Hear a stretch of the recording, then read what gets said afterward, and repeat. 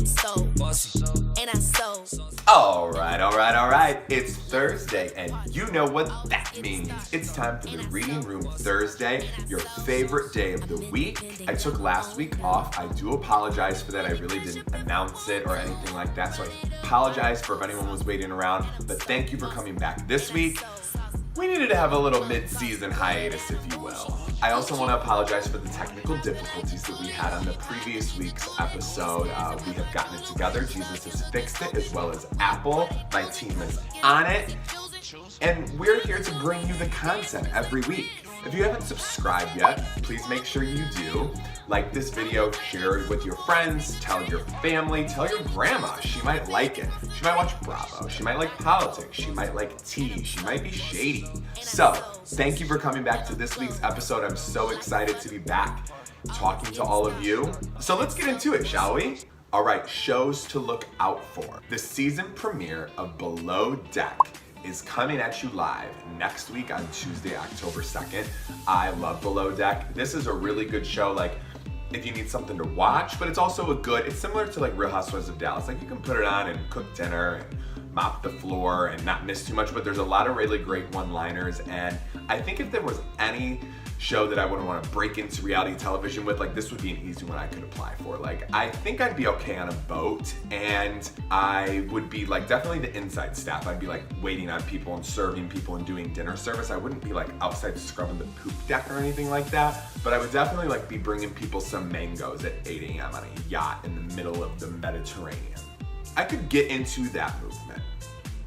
Update for anybody that is flying Delta anytime soon.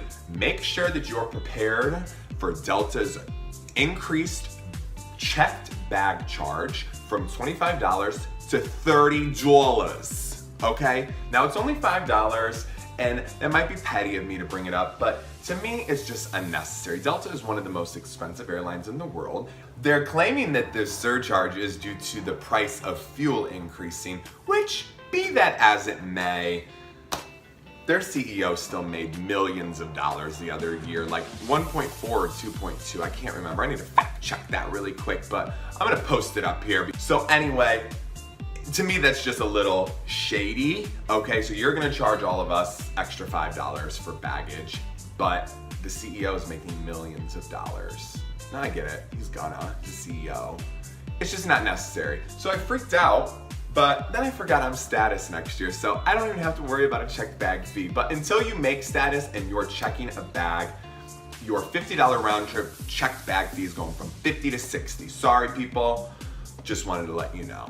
All right, let's get into this week's titillating topic. The first topic we're gonna talk about is this week, Michael Kors announced that it's going to be buying Versace for a whopping price of $2 billion. That's right, $2 billion. Whoa. That's really all I know about it. This happens a lot in the community of like fashion, and even in the beauty community. A lot of brands buy other brands, but then they just still keep like the design of Versace. So like Michael Kors is buying Versace, but Versace isn't going anywhere. They just own the design rights and like the LLC usually of it. But Versace's still going to be making Versace. It's still going to have a spot on a runway and all of that. It's just Michael Kors is now the one funding it and owning it and reaping all the profits from it. I think that this is probably gonna make Versace a little bit more touchable for maybe us common folk. Michael Kors is definitely a brand that someone I'm friends with can go out and buy, whereas Versace is just a little bit on the higher end. I wouldn't call it a top tier like Louboutin or Hermes or something like that, but it's definitely on the higher end, a little bit more than Michael Kors. So breaking news. Also, topic number 2, Thomas Ravenel from Southern Charm on Bravo, who we talked about a few weeks ago in one of the episodes. He was leaving Southern Charm Charleston edition, the original, the OG. But recently this week, he was charged and detained in Charleston, South Carolina for assault and battery. Don't know much about it. It just was breaking news this week. It's a big ol' update, but I don't know who it's against. He's got some previous charges on him as well. It's looking a little fishy to me. All right, number 3, this is breaking news. Anyone interested in the beauty community, anyone that loves makeup, anyone that's a sponge girl or guy, beauty blenders on Sephora right now are running wild. Okay, so right now on Sephora.com and in some stores it's available, you can get 4 different colored beauty blenders, might I add. 4 full-size beauty blenders and 4 soaps that I've heard have a really nice scent to them for the price of $65. 4 beauty blenders alone is $80. So you're already saving $15 on the beauty blenders, plus you're getting soaps. The soaps sometimes come in packages, sometimes you can buy it on its own. This is like $120 value, I think, and you're getting it for $65. So if you need a beauty blender, go out and get some. If you don't need a beauty blender, still go out and get some because you'll have enough for all of 2019. This is major. Get them while you can. Supplies last, baby. All right, and the 4th titillating topic this week is that it is Mid-South Pride this week. Mid-South Pride has historically been held in Memphis, Tennessee, and that'll be this weekend, the last weekend of September. It's gonna be an eventful weekend. There's gonna be lots going on. The parade is at 1 p.m. down Beale Street. Should be interesting. I went to Mid-South Pride a few years ago and had a really, really great time. With some friends at Spectrum. Spectrum is a gay dance club that was actually closed last fall, I believe, but they're actually gonna reopen it for like a re-up special Saturday night, just using it as a venue. So it's gonna be a lot of nostalgia. So if you're in Memphis, head out to Mid-South Pride. All right, let's get into this week's Read, Tea, and Shade of the Week. This week's read. This is one of my favorite individuals. This is a polarizing person. You either love her or you hate her. And this is Kathy Griffin. Yes, the fiery, redheaded spitfire of comedy, okay? If anyone has been following pop culture, everyone knows that Kathy Griffin has recently kind of been in a little bit of a blackball status. And I resonate with my sister on this because I know what it's like to be blackballed. So recently, Kathy Griffin was on an episode of The Breakfast Club. They had her on for a very long episode. It was like a 56-minute episode. That's major. They're mostly 26, 32, Betty Wap, 17, 38. But this was a long episode. They talked a lot. And I like Kathy Griffin. I always have liked what she has to say. But she read Andy Cohen for filth a little bit. And I don't want to bite the hand that feeds me, but Andy Cohen doesn't feed me yet. So I'm diving into this read. And she was asked by one of the members of The Breakfast Club, it was Charlemagne the God, he asked her, what's your issue with Andy Cohen? Who's a friend to the room? Oh, Andy Cohen okay, well, good for you. What to the room. Yeah, what's his skill set? What do you think his skill set is? Okay, thanks. Anyway, so look, I very well versed on the Real Housewives. Posed a great question. What is his skill set? What are his skills? Some of the answers were he's really knowledgeable about the Real Housewives. She goes, the show he created and spun off and co-opted from Desperate Housewives. And someone else said he's really good at organizing a room and making sure that all the thoughts are, not thoughts, but thoughts are, organized correctly and controlling a room at a reunion. Like, okay, so these are knowledgeable things. That's a read to me. It's a big read. Anyone that's following anything with Kathy Griffin, her and Andy, she kind of blew the whistle on him last spring. She blew the whistle on the fact that the couple times she was on Watch What Happens Live that he offered her drugs, aka cocaine. She also had mentioned that he was a miserable boss to work for. She said that the staff for the Watch What Happens Live show writes all of the Twitter and social media questions and that they're completely fake. The Watch What Happens Live, none of the questions are real. They're not from Twitter. Michael Davies, the producer, told me that. He said the staff just writes them. And I did the show twice. And, I don't trust him. That's read, that's tea, that's shade all in one. Like, the show's over. It's been canceled this week. Not really, I've got more for you, but that's a lot. I like Kathy Griffin. I think she's credible. She's blowing the whistle. She's got nothing to lose. She's not gonna lie about these things. I don't think he's talented. He's not a comic. He didn't earn it. He's been riding on people's coattails. I don't know. A hit dog will holla. Okay, the tea this week. Real Housewives of New Jersey, season 9 is going to be wild. Andy Cohen said it himself. I saw the trailer. Take a sneak peek. Teresa, this one's got you going in circles. You're drinking the Kool-Aid with her. You don't even know what you're saying anymore. You want something, bitch? You got the wrong girl. The drama unfolding this season is great. Teresa and Melissa have been allied for a couple seasons now. It seems like they're gonna be going back at it. We've brought a couple new housewives into the mix. We've thrown some salt in the game. I'm here for it. I'm excited for it. The only thing that can make me happier about this season, I really do miss Jacqueline Larita. Bring back Jack. Okay, so this week's shade is a little bit of personal. I get crucified and scrutinized for how I pack when I go on trips. All of my friends claim that I overpack, and I get it. Help me. Yeah.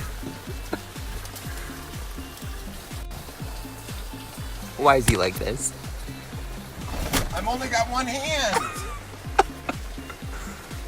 At the end of the day, I am 6'10", and overpacking is inevitable. My clothes are inherently larger than everyone else's. So I have been making a conscious effort to be mindful of how much I'm packing when I'm going away on a trip for the weekend. When I take a rental or when I drive for the weekend, I do have a little bit more leeway because you're not taking everything in a checked bag. So I don't like to fold things. I'll just throw it in a small suitcase and use a garment bag. So this past weekend, I traveled for 2 nights, just the weekend, Friday to Sunday, and I had a little carry-on tote red Varsity Knoxville Encore bowling bag.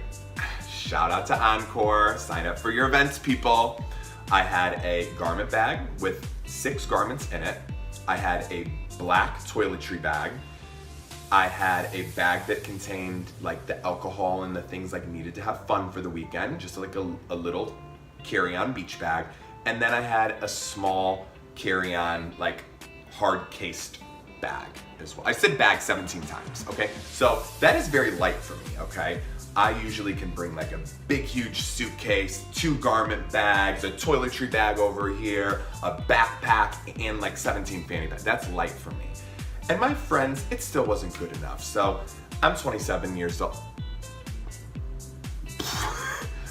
And it ain't changing over here, boo. Okay, so you can shade me all you want, but it's looking fabulous over here.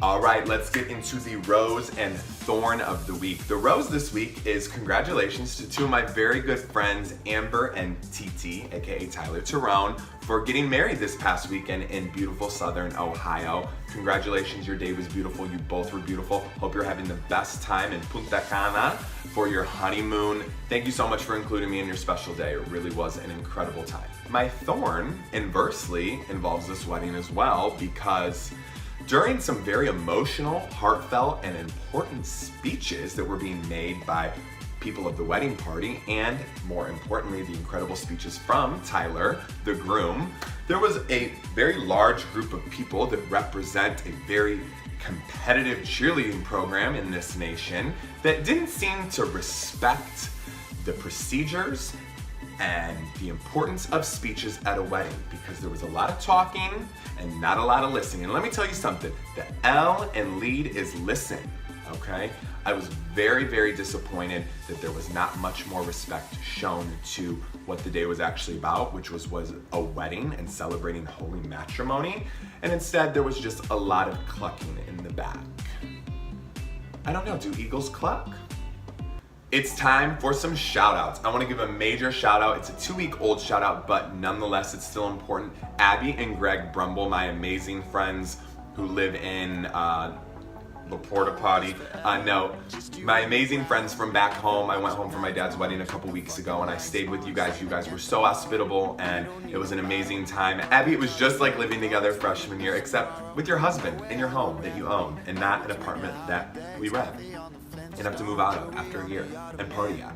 I want to give another amazing shout out to Jill, the queen, and her amazing boyfriend Chris for letting me and a ton of us stay at your beautiful home in Chesapeake, Ohio this past weekend for Amber and TT's wedding. It was literally so much fun. I got to experience so many things in Chesapeake, Ohio, Huntington, West Virginia, South Point. I don't know, where were we?